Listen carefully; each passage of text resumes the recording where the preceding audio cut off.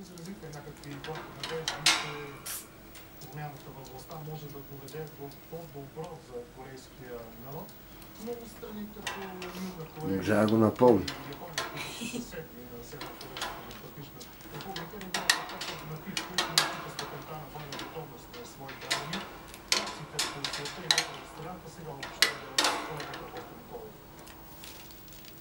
Всяка грешна политическа стъпка би могла да доведе до война в азиатския регион.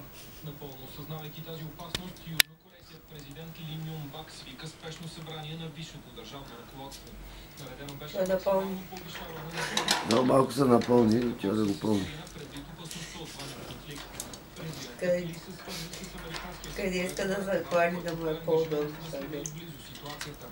Опа, пълничко. Айде сега в храната. Айде. Обърна го. А? Обръща го.